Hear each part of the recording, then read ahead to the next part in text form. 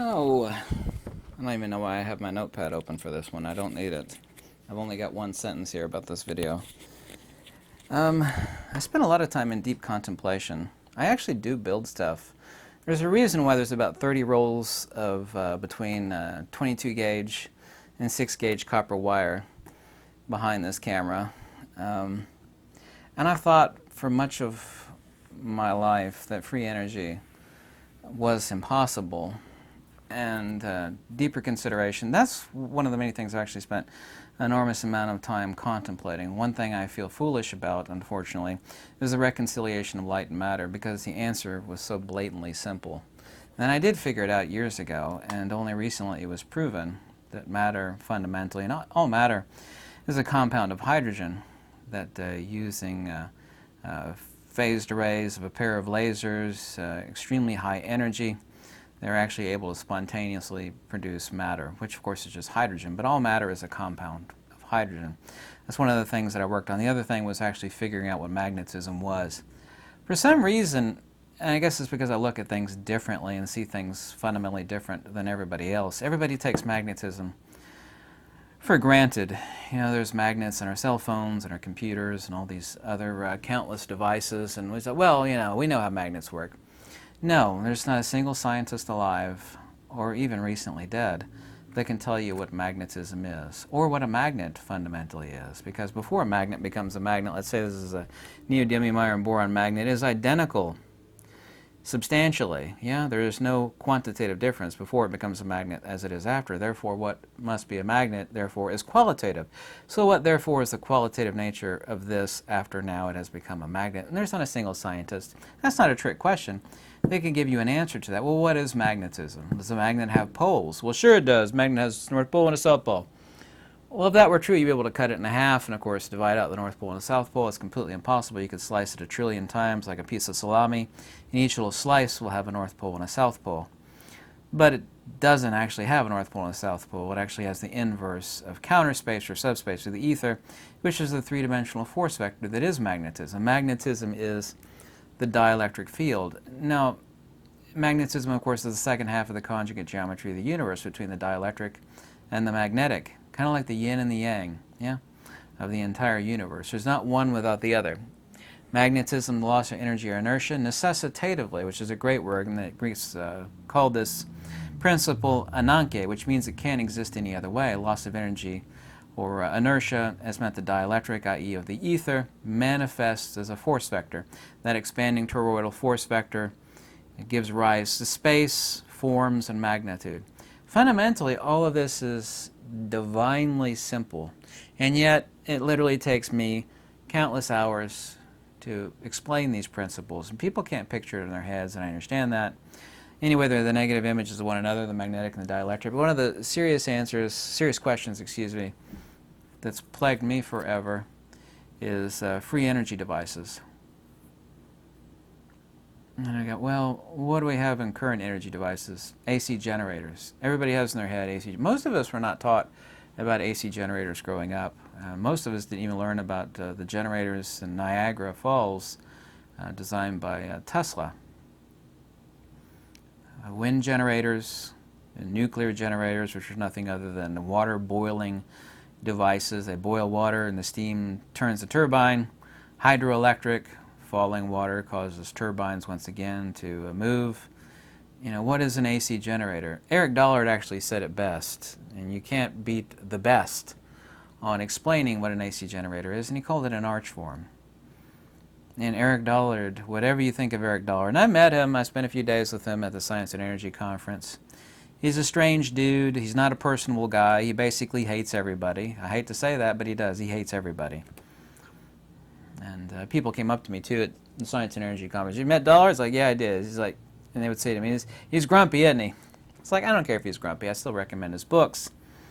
But Eric Dollard specifically said, you know, that an AC generator is an arch form. And these are nothing other than, you know, ancient symbols used for power generation. But the one thing even he doesn't get, because he's never said it, not that I've heard him ever say it, and I've watched every lecture and read every book that he has, and even bought them, you know, and you buy the books donate some money to the old guy, is that no AC generator actually generates electricity. It manifests electricity.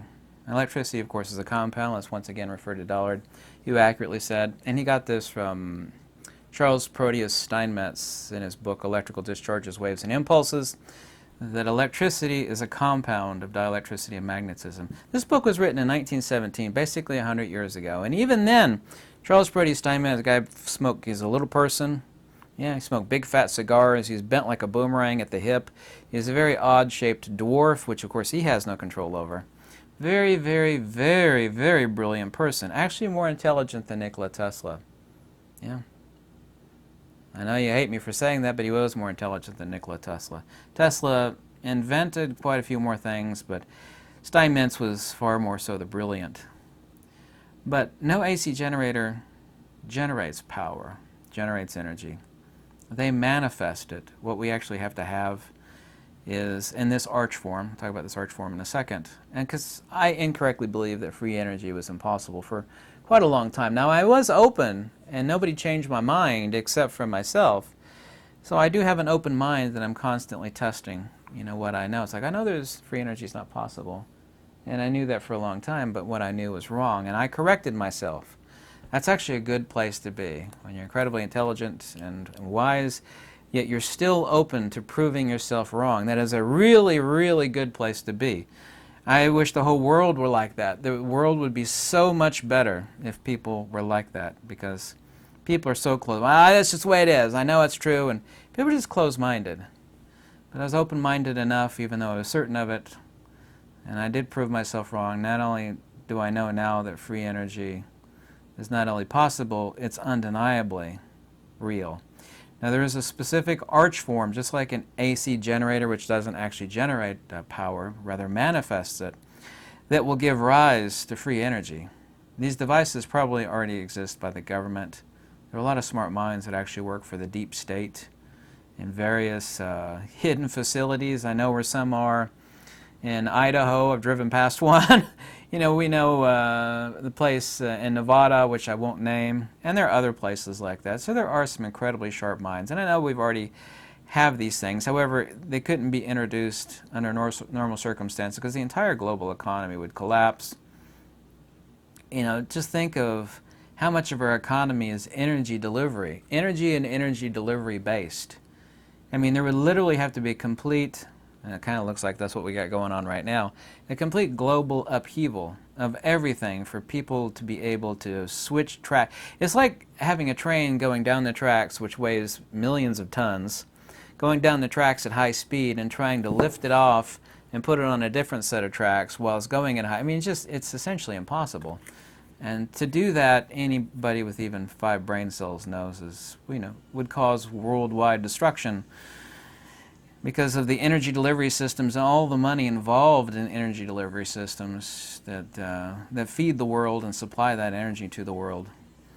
But what this means is, and let's first discuss an AC generator, which doesn't generate electricity. I mentioned this before in more than a few videos, is that they do not generate electricity. They are of such a geometrical shape, and they called them arch forms by Eric Dollard. I'm going to call them arch forms as he called them, that give rise when there is a temporal variation set in place. And that's all an AC generator is, by the way, and I've said this before many times, is a magnet turned inside out.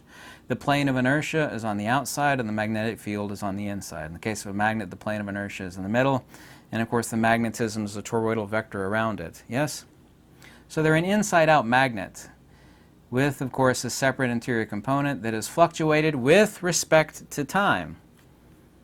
With respect to time, an inside-out magnet, which is all an AC generator is, will cause an ether perturbation, a compound ether perturbation, i.e. electricity, which will generate power. Manifest it, actually. Because to generate something means you have something to begin with. Like you make a cake, you need flour and milk and all this other stuff to make a cake. I've generated something. I put these together and baked them and whatnot. I've created a cake. An AC generator doesn't generate anything. It manifests it, almost like magic. That's all an AC generator is an arch form that is turned with respect to time and manifests a compound ether perturbation. If there's anything even as much as magnetism that I'm certain of in this whole world, what I just said is irrefutable. No AC generator generates power, it manifests power. And what this means is, since of course the electricity is a compound of dielectricity and magnetism, it's a compound ether perturbation that is manifested by these devices. Yeah? And all they're doing, there's no direct energy convergence between the hydroelectric or the nuclear or a steam turbine or a windmill. There's no energy conversion there going on between the wind and the water or the nuclear. None whatsoever. No direct energy. What they're doing is they're setting up a temporal variation in that arch form for manifestation of power to occur. What this means, and the reason why I had to say that, is that free energy is 100% undeniable. And the only way that free energy could work is if we take advantage of the magnetic field disparity. And this is called the Lemur Frequency. If you don't know what the Lemur Frequency is, look it up on the internet. It's called Lemur Frequency. Also too called gyromagnetic precession. This actually sets up a phase disparity at a ratio of 1 to 5, by the way. It's also too the reason why seeds react differently to a North Pole exposure and South Pole exposure. That experiment's been proven 1,000,000 times. You could even see it underneath the ferrocell. I have thousands of videos of ferrocell demonstrations showing a light shift, blue shift towards the South Pole and a red shift towards the North Pole. Anyway, when you have gyromagnetic precession, you end up with a temporal phase disparity. In other words, the toroidal magnetic field, this is the important part, the toroidal magnetic field has inbuilt, as the geometry of its magnetic field nature, a gyromagnetic precessional phase disparity between the North Pole and the South Pole. When you take that in combination with the right-hand rule, and you have a circuit set up, let's say, and I'm working on one with a 20-gauge copper wire, and I'm trying to figure out the correct geometry. When you have that set up with a circuit with two magnet, I don't know if it requires 2 or 4. I don't even know 2-phase or 4-phase. I don't know which. I mean, I fully admit that I am testing this. But I know that with the correct phase disparity, due to gyromagnetic precession of the toroidal gyromagnetic field, that free energy is utterly possible. I've been saying for 20 plus years now that it is not possible. Now I know it is not only possible, it is far more than possible. It is undeniable. That's all an AC generator does, is has a temporal variable such that power is made manifest due to the arch form of the AC generator, which is an AC power manifester. This means that free energy can have a non-moving solid state device which will manifest free power. The only thing that we have in AC generators is moving kinetic energy to cause a temporal variation in an arch form of that so-called generator. But we don't need the moving component. The moving component in the case of a free energy device, if you're listening, is the phase disparity of the Lemur frequency precession. Yeah? Don't you think I'm using big words? Go look up Lemur frequency. Look it up. Don't take my words. I hate it when people say, you're using big words, trying to confuse me with big words. I'm not using big words right now. Look up Lemur frequency. Look up gyromagnetic precession. Okay? The moving component for the manifestation, are you listening, of free energy necessitatively must be gyromagnetic disparity of the phase disparity of the toroidal magnetic field. Whether that requires 2 to 4 different fields in the specific circuit, which is a dielectric reflector, i.e. a coil. I've thought of 4 different coil configurations that would be best. I don't know which is best. I've only built one so far. I have no idea which is best. But I know with the magnetic field and the correct coil that free energy is 100% undeniable. And I'll stake my life on that. Here's a great book which actually led me to the discovery of that. And this book is not about free power at all. This guy has 2 PhDs. I wish he was still alive. This book is available out there now on the internet thanks to me. I have 2 copies of it. This one's falling apart. As you can see, I've highlighted the hell out of it all over the place. This is Dr. Oleg D. Jefimenko, Jefimenko, Dr. Oleg D. Jefimenko. And there are amazing passages in here, and there's a lot of really, really heavy math in this book, too. I'm talking about power generation. What everybody thinks about power generation is incorrect. And as I've said over and over again, even in this video, AC generators don't generate power. They manifest it by introducing a temporal component in an arch form. A temporal variable changed with respect to time, which is what a temporal variable is, changed with respect to time of that arch form, which is what an AC generator is, manifests power. But the moving component changed with respect to time, geomagnetic precessional Lemur frequency, means that a non-moving power generator is 100% undeniable. I stake my life on this fact. I've thought about it over and over again for thousands of hours over endless periods of time. I mean, a lot. In my head, I've gone over it in my head, tried to refute myself, tried to reaffirm it, tried to deny it and reject it. I know it is true. What that arch form is, what the coil form is, and how many phases are necessary to create the correct Lemur frequency disparity in the coil, I don't know yet.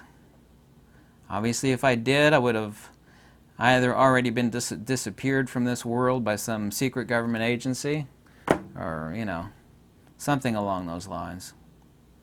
Because that information, if it were released, if someone had actually created a device like that and released it into the world, there would literally be global upheaval. Because so much of our economy depends on energy, energy delivery, on and on and on and on. It would cause chaos for who knows how long.